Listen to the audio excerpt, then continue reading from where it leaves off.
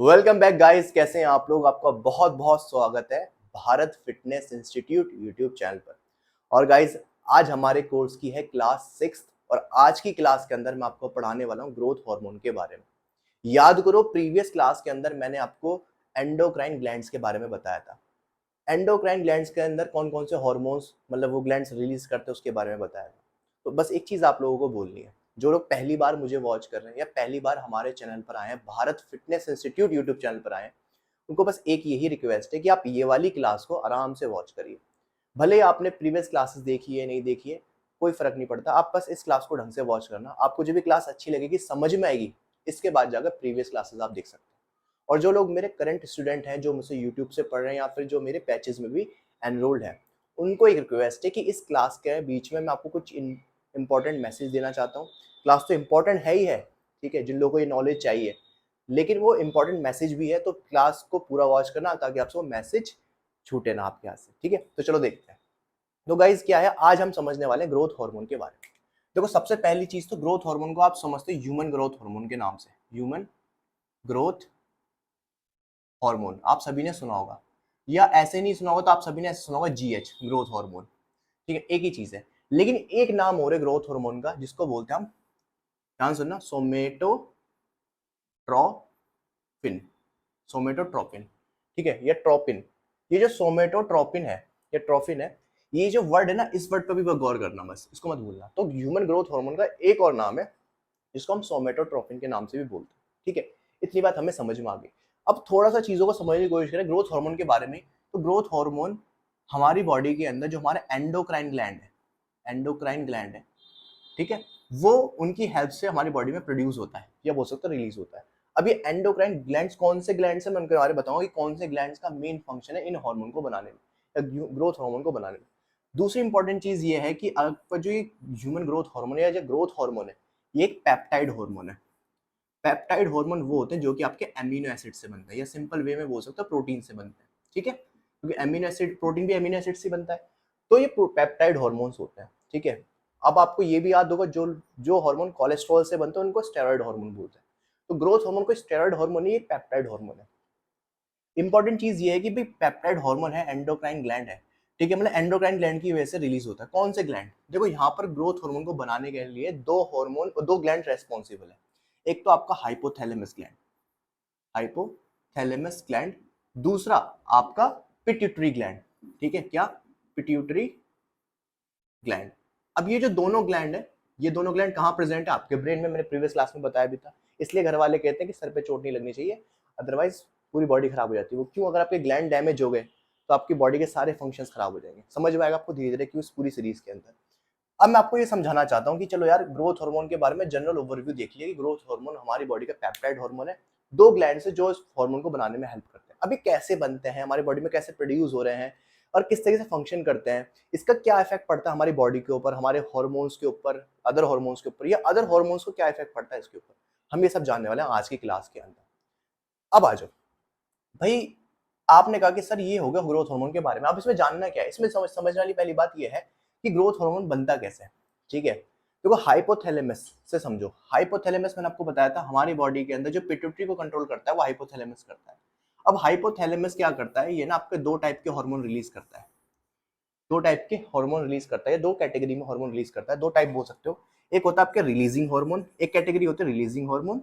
एक कैटेगरी है basically releasing hormone, ठीक है, और दूसरी कैटेगरी है इनहिबिटरी हार्मोन। इनहिबिटरी हार्मोन, समझना क्या कहना चाहता हूं मैं। रिलीजिंग हार्मोन और इनहिबिटरी हार्मोन है क्या, मैंने प्रीवियस क्लास में आपको बताया था। रिलीजिंग हार्मोन वो होते हैं जो क्या करते हैं, जो सिग्नल देते हैं पिट्यूटरी को उस पर्टिकुलर हार्मोन को रिलीज करने के लिए जिसका वो रिलीजिंग हार्मोन है। मतलब मैं आपको सैंपल से अगर मैं समझाऊं तो कुछ इस तरीके से समझ लीजिए कि मैंने, मेरे पास ना वो हार्मोन प्रेजेंट है, ठीक है, जिस हार्मोन को, जब उस हार्मोन को मैं बोलूंगा कि मतलब अपने उस हार्मोन को, मतलब मेरे हाइपोथैलेमस के पास वो हार्मोन प्रेजेंट है।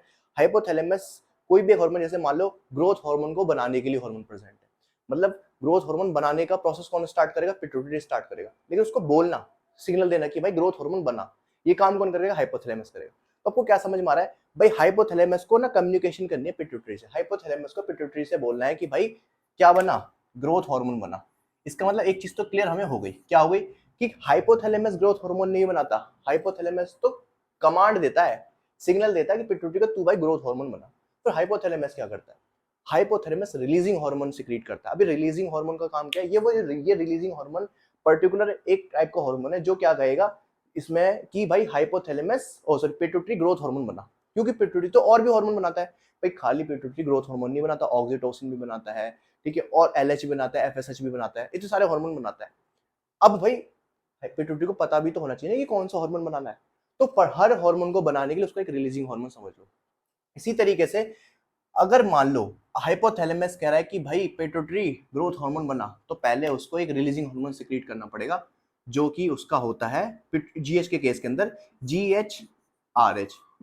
कैसे, ग्रोथ हार्मोन रिलीजिंग हार्मोन, ठीक है, ऐसे बोल सकते हो, ग्रोथ हार्मोन रिलीजिंग हार्मोन। ये जो ग्रोथ हार्मोन रिलीजिंग हार्मोन है इसका मतलब क्या है, ये हार्मोन रिलीज करा हाइपोथैलेमस। ये ग्रोथ हार्मोन रिलीजिंग हार्मोन जब जाएगा पिट्यूटरी के पास, तब पिट्यूटरी को सिग्नल मिल गया। अच्छा पिट्यूटरी कह रहा है हाइपोथैलेमस कह रहा है पिट्यूटरी से कि भाई ग्रोथ हार्मोन बना, किसकी हेल्प से बोला उसने, GHRH की वजह से। तो जो ये हाइपोथैलेमस से कम्युनिकेट कर रहा है, किससे कम्युनिकेट कर रहा है, पिट्यूटरी से, और उसने कहा कि भाई ये हार्मोन बनाना है GH, तो GH बनाने के लिए उसको GHRH रिलीज करना पड़ेगा। ये एक सिग्नल के लिए हार्मोन है। तो ये हार्मोन जाएगा पिट्यूटरी के पास और पिट्यूटरी क्या करेगा, ये हार्मोन बनाना सिक्रीट करेगा GH। आपको इतनी बात समझ में आ गई। चलो ये तो क्लियर हो गया कि सर पिट्यूटरी ये काम कर रहा है, तो पिट्यूटरी सिक्रीट भी करता है, ठीक है, और रिलीज भी करेगा, मतलब यहीं से ये हार्मोन रिलीज होगा, आपके ब्लड में जाएगा। लेकिन समझने वाली बात क्या है, समझने वाली बात यह है कि सर ये वर्क कैसे करेगा। मान लो मेरे को, अगर आप मुझसे कह रहे हो कि सर जो ये हार्मोन है, ग्रोथ हार्मोन है, ये हमारी बॉडी में हाइपोथैलेमस सिग्नल देता है, मतलब रिलीजिंग हार्मोन रिलीज करता है, एग्जांपल के तौर पे GHRH, और GHRH पिट्यूटरी को सिग्नल देता है, पिट्यूटरी ग्रोथ हार्मोन बनाता है। लेकिन ऐसा कब होगा, होगा कब, कब चाहिए, ऐसा कब होता है, तो ऐसा होता है जब हमारी बॉडी के अंदर ग्रोथ हार्मोन की कमी है, या सिंपल इन वन वर्ड जब हमारी बॉडी की रिक्वायरमेंट होती है। तो हमारी बॉडी के अंदर जो ग्रोथ हार्मोन है, अगर आपको मैं ऐसे समझा, यहीं पे समझाता हूँ, ग्रोथ हार्मोन ऐसा नहीं है कि कंटिन्यूस बनता है, ये पल्सेस में बनता है, पल्सेस में। तो पल्सेस सिंपल से एक रिदम हो गई, जैसे एग्जांपल के तौर पे अभी बना थोड़ा दोपहर में, अभी थोड़ा रात को बना, फिर जब सोने लेटा तब बना। तो जनरली देखा गया जो ग्रोथ हार्मोन का सबसे अच्छा प्रोडक्शन होता है वो नाइट में होता है, ठीक है। तो जब रात होती है, जब आप सही टाइम पर सोते हो, तो आपकी बॉडी जब बिल्कुल जब नींद में जाती है, ठीक है, या आपका इनिशियल स्टेज ऑफ स्लीपिंग होती है, ऐसे समझ लीजिए, उस टाइम आपका ग्रोथ हार्मोन रिलीज होना स्टार्ट होता है पल्सेस की फॉर्म में, ठीक है। तो इसका मतलब ग्रोथ हार्मोन पहली बात तो रिलीज होगा स्लीपिंग की फॉर्म, जब आप सो रहे होगे, ठीक है, और जब आप मतलब थ्रू आउट द डे भी होगा, लेकिन ज्यादा मात्रा में होता है जब आप सोते हो रात को, ठीक है, पल्सेस की फॉर्म में होगा। ये जो पल्सेस की फॉर्म में हो रहा है ना, पल्सेस की फॉर्म में मतलब कि पर्टिकुलर टाइम पे पल्सेस की फॉर्म में हो रहा है, ठीक है, ऐसे नहीं कभी भी हो रहा है, ये एक तरीका रिदम बन गई। क्या बन गया, रिदम। भाई एक रिदम में तो काम हो रहा है, तो इस रिदम को बोलते हैं सर्केडियम रिदम, सर्केडियम रिदम। तो कोई आपसे पूछे कि ग्रोथ हार्मोन कैसे रिलीज होता है, आप बोलोगे सर्केडियम रिदम के अंदर, मतलब पर्टिकुलर टाइम पर रिलीज होगा, थोड़ा थोड़ा थोड़ा थोड़ा, इस पूरे एक रिदम बनती है, इस रिदम को बोलते हैं सर्केडियम रिदम। अब मैं आपसे कॉमन सा क्वेश्चन पूछता हूँ, मान लो एग्जाम्पल के तौर पे मुझे भूख लगती है सुबह, दोपहर, शाम और रात को। अब मैं काम करता हूँ, मैं सुबह मुझे ब्रेकफास्ट के मतलब जनरली मैं अपना बता रहा हूँ, मुझे भूख लगती है। अब एक दिन क्या हुआ कि मेरी जॉब हो गई नाइट की, मैं जॉब कर रहा हूँ, नाइट शिफ्ट में मैं चला गया। जब इसी में नाइट शिफ्ट में जाऊंगा तो भाई पूरी रात तो जगूंगा और सुबह सोऊंगा, तो मेरी सर्केडियम जो भूख लगने की जो रिदम थी वो तो खराब हो गई ना, एपेटाइट खराब हो गई, ठीक है। तो इसी तरीके से अगर आपका जो स्लीपिंग पैटर्न है अगर वो खराब होता है तो होगा क्या, उससे आपके सर्केडियम रिदम खराब होगी, आपको ग्रोथ हार्मोन बनने के चांसेस बहुत ज्यादा कम हो जाएंगे। और जब ग्रोथ हार्मोन कम बनेगा आपको स्ट्रेस होने लगेगा, बॉडी में फैट स्टोर होने लगेगा ज्यादा से ज्यादा, ठीक है, आपको आपको डायबिटीज होने के चांसेस हो जाएंगे और हार्ट डिसीज होने के भी चांसेस हो जाएंगे। क्योंकि यहाँ पर एक रिलेशन है, यहाँ पर इसका ग्रोथ हार्मोन का एक और हार्मोन से, आप समझाता हूँ देखो कैसे। आपको इतनी बात तो कहानी समझ में आ गई, ग्रोथ हार्मोन क्या है, कैसे रिलीज होता है। अब इसका रिलेशन सुनो, रिलेशन विद IGF-1। इसका मतलब क्या है, insulin, insulin growth factor, insulin like growth factor बोलते हैं, इंसुलिन लाइक ग्रोथ फैक्टर। देखो जैसे नाम समझ में आ रहा, ग्रोथ, ग्रोथ करने का काम है, ये इंसुलिन की तरह ही होता है। और इंसुलिन जिन लोगों को नहीं पता अभी बस ये मान के चलिए एक टाइप का हार्मोन है जो आपका कौन रिलीज करता है, जो आपका पेनक्रियाज रिलीज करता है, इसका काम होता है ब्लड ग्लूकोज लेवल को मेंटेन रखना। बस अभी के लिए इतना समझ लो, ठीक है। तो जो IGF-1 है ये भी पेनक्रियाज रिलीज करता है। अब इसका रिलेशन क्या है ग्रोथ हार्मोन से, पहले समझो IGF-1 का काम क्या है।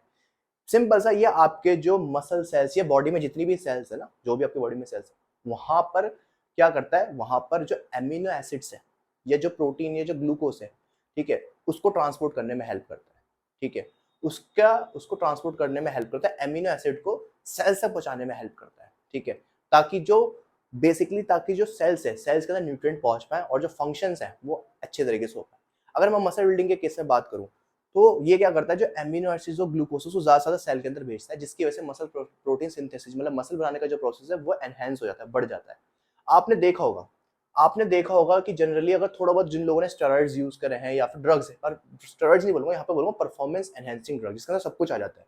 जो परफॉर्मेंस एनहेंसिंग ड्रग्स यूज करे होंगे तो उनको पता होगा, वो जनरली जब भी वो ग्रोथ हार्मोन लेते हैं, उसके साथ वो आईजीएफ भी लेते हैं, इंसुलिन भी लेते हैं। ठीक है, समझाता हूँ क्यों लेते हैं। अभी पहले ये समझो कि रिलेशन क्या है, तभी समझ में आएगा वो।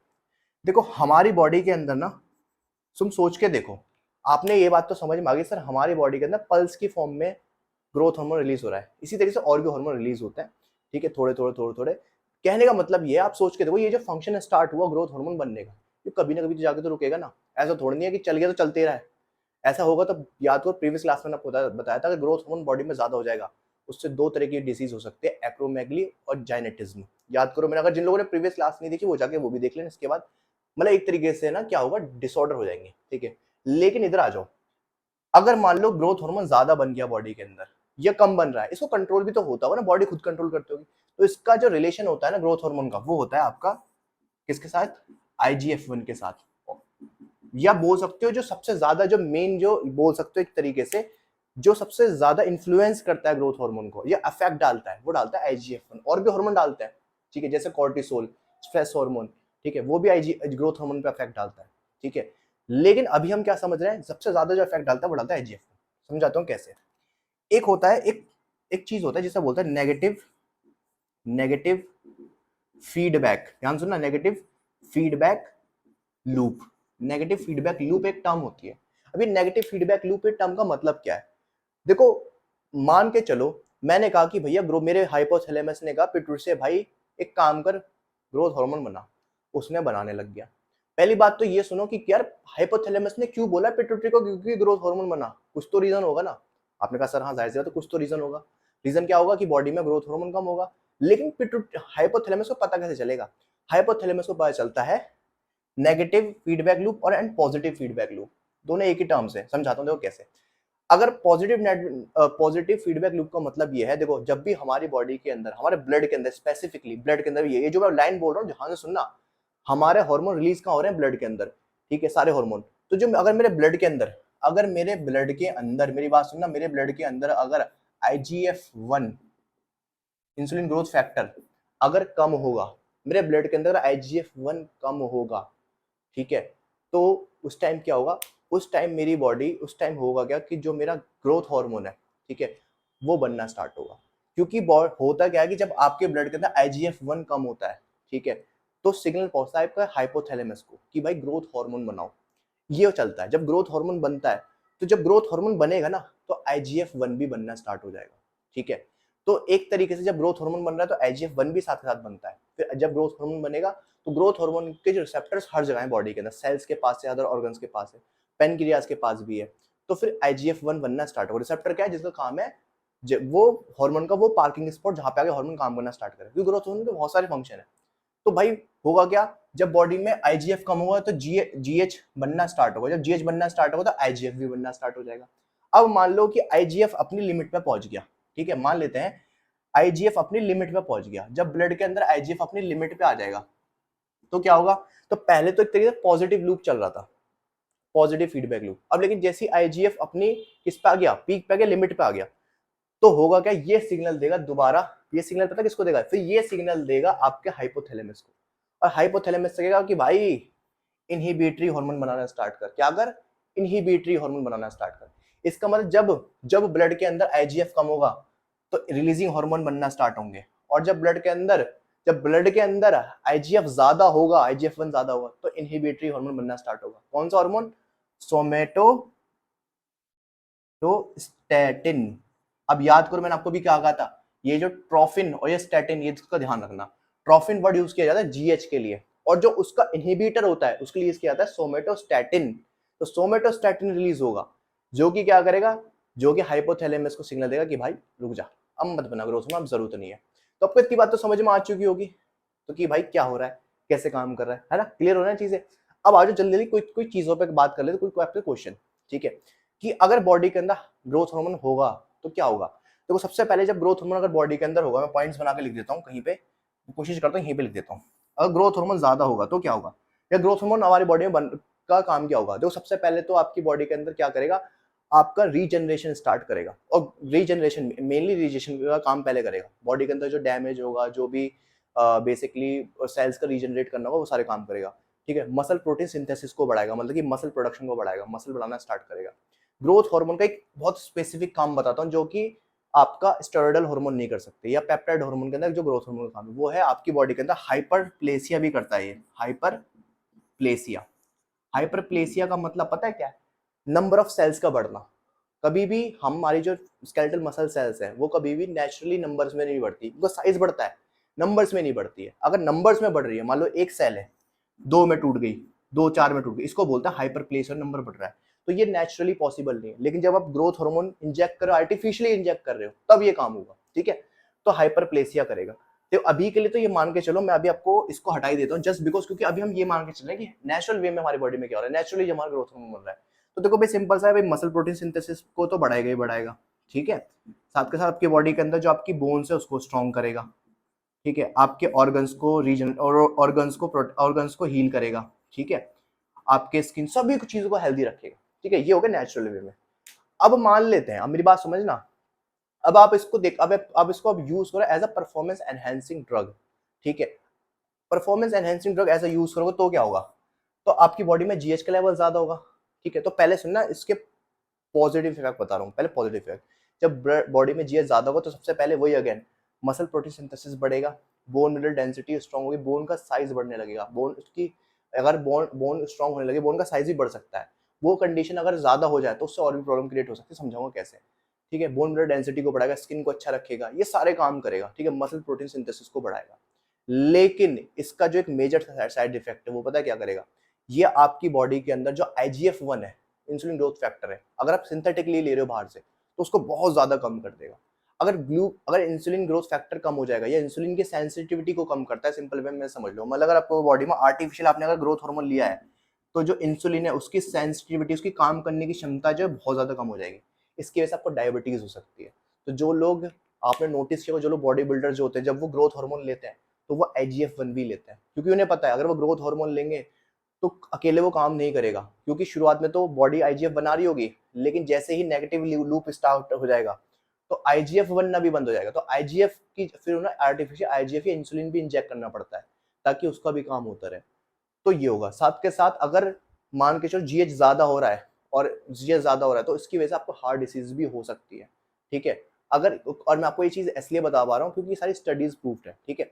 तो मैं आपको सिर्फ ये समझाना चाह रहा हूँ कि जीएच के साइड इफेक्ट्स भी बहुत सारे हैं, लेकिन जो मेजर साइड इफेक्ट्स है वो ये है कि जब भी आप ग्रोथ हार्मोन ज्यादा लोगे, खाली ग्रोथ हार्मोन इंजेक्ट कर रहे हो बॉडी के अंदर, तो इंसुलिन जो ग्रोथ फैक्टर है वो बनना कम हो जाएंगे, ठीक है, जिसकी वजह से डायबिटीज होने के चांसेस है, ठीक है। सीधा सा है, क्योंकि ब्लड में ग्लूकोज जाएगा, ग्लूकोज को बॉडी टॉलरेट ही नहीं कर पा रही है, इंसुलिन बन नहीं रहा है, तो ये प्रॉब्लम होगी, ठीक है। अब ये हो गया ग्रोथ हार्मोन के बारे में, एक साइड इफेक्ट तो ये हो गया। दूसरा साइड इफेक्ट जो कॉमन साइड इफेक्ट देखे जाते हैं बॉडी बिल्डर्स के अंदर, दूसरा है ऑर्गन का साइज इंक्रीज होना, क्योंकि भाई इसका तो काम क्या है, हाइपरट्रॉफी करना, हाइपरप्लेसिया करना, तो ऑर्गन का साइज इंक्रीज हो सकता है, ठीक है। ऑर्गन का साइज इंक्रीज हो जाएगा।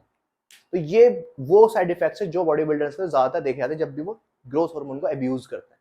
यूज की बात नहीं कर रहे, अब्यूज की बात कर रहे हैं, ठीक है। अब एक बहुत कॉमन सा क्वेश्चन है, ठीक है, कि सर ये आपका जो हार्मोन है ये आपके स्टेरॉइड से डिफरेंट कैसे है। देखो स्टेरॉइड हार्मोन से सिंपल से ऐसे डिफरेंट है, स्टेरॉइड मतलब आप टेस्टोस्टेरोन का एग्जांपल ले लो, दोनों का काम ही मसल प्रोटीन सिंथेसिस करना है, लेकिन ध्यान सुना, लेकिन जो आपका जो ग्रोथ हार्मोन होता है ना, ये हाइपरप्लेसिया भी कर देता है, मतलब कि नंबर ऑफ सेल्स को भी इंक्रीज कर देता है, ठीक है। जिसकी वजह से क्या होता है कि आपकी बॉडी के अंदर और ज्यादा मास पुट ऑन हो सकता है, अब जो कि पहले की लिमिट थी, अब वो और ज्यादा मास को पुट ऑन कर सकता है।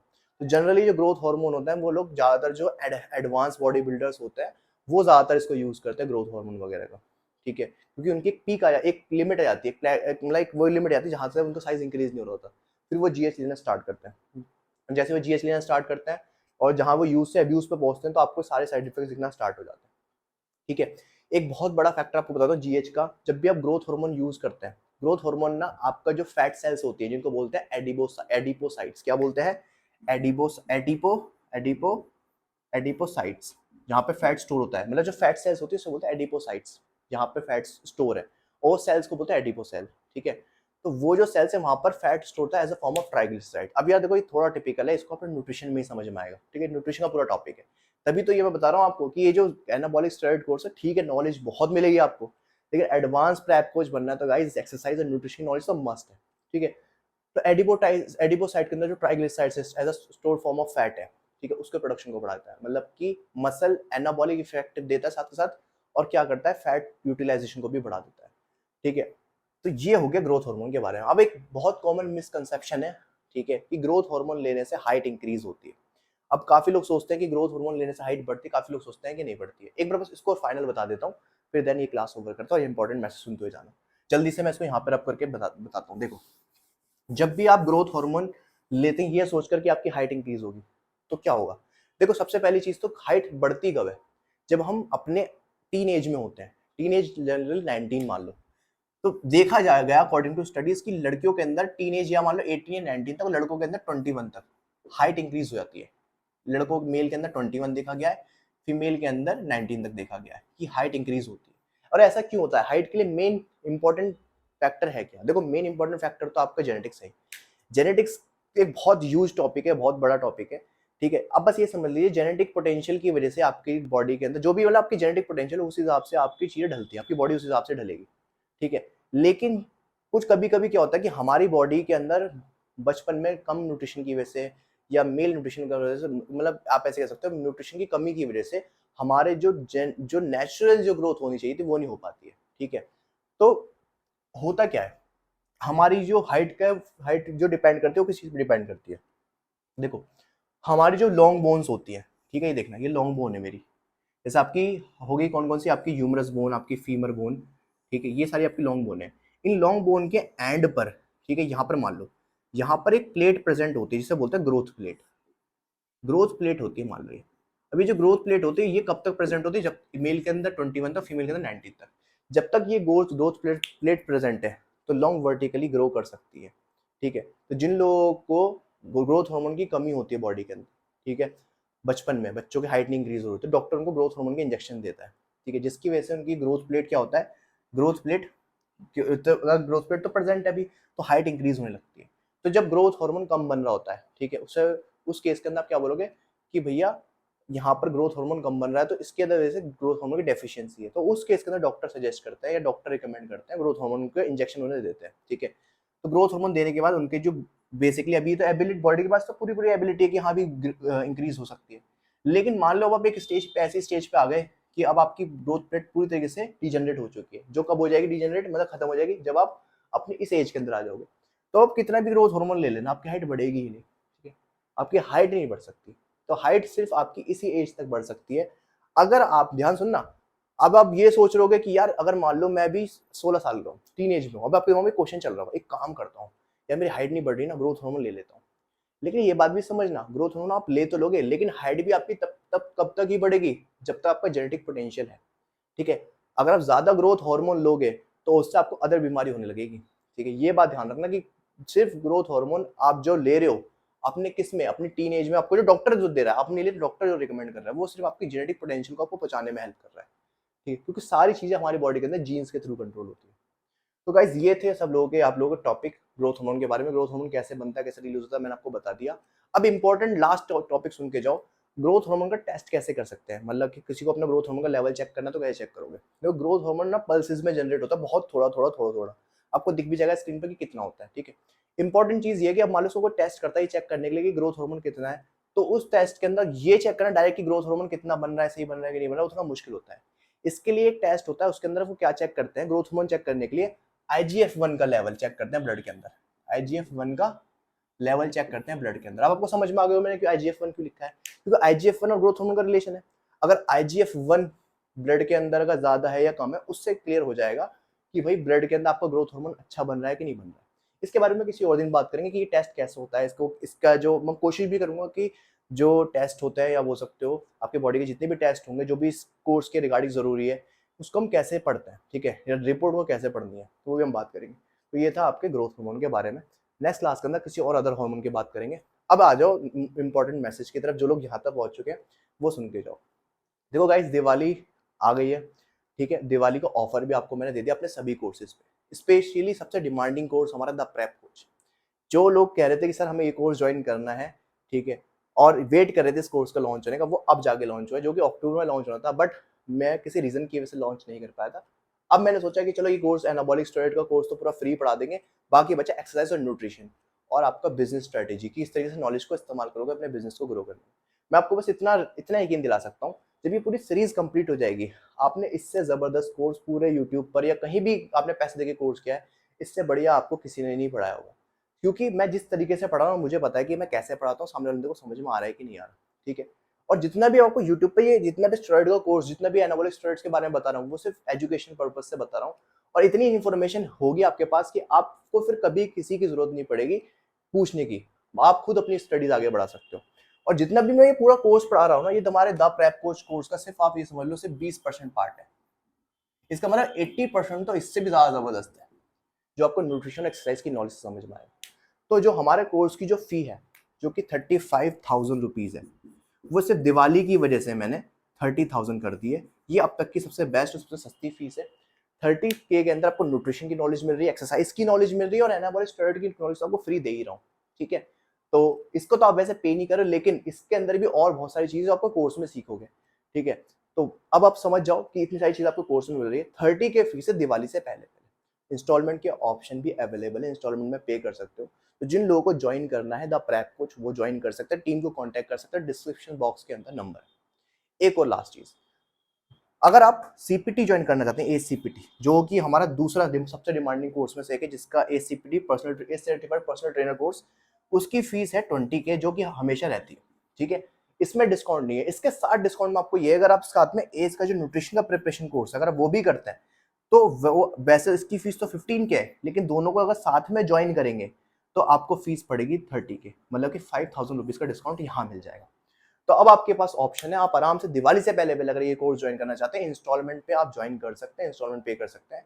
बैचेस स्टार्ट होने वाले हैं, आपको सारी स्क्रीन पे डिटेल मिल जाएगी। अब आप ये सोच रहे हो कि अभी टाइम है, आराम से ज्वाइन कर लेंगे, तो आपको पता होगा, जो लोग प्रीवियस पहले पिछली बार भी रह गए थे, कि लिमिटेड स्टूडेंट रखता हूँ, साथ के साथ ये जो ऑफर्स हैं ये सिर्फ सिर्फ अभी के लिए वैलिड है, ठीक है। तो अभी अपना मिनिमम अमाउंट जो आपका इंस्टॉलमेंट का बनता है वो पे करके अपनी सीट बुक कर लो, ठीक है, और अपना करियर स्टार्ट करो फिटनेस के अंदर। और अभी देखना, जैसे ही नवंबर, दिसंबर, जनवरी में हमारे इतने सारे एज सर्टिफाइड पर्सनल ट्रेनर भी पास आउट होने वाले हैं, आप उनकी जर्नी जब देखोगे तो आपको समझ में आएगा कि जब ये लोग कर सकते हो तो मैं भी कर सकता हूँ, तो क्यों लेट करना, ठीक है। तो गाइज, ये था आज की क्लास के बारे में। मिलते हैं हम नेक्स्ट क्लास के अंदर। Take care, bye bye.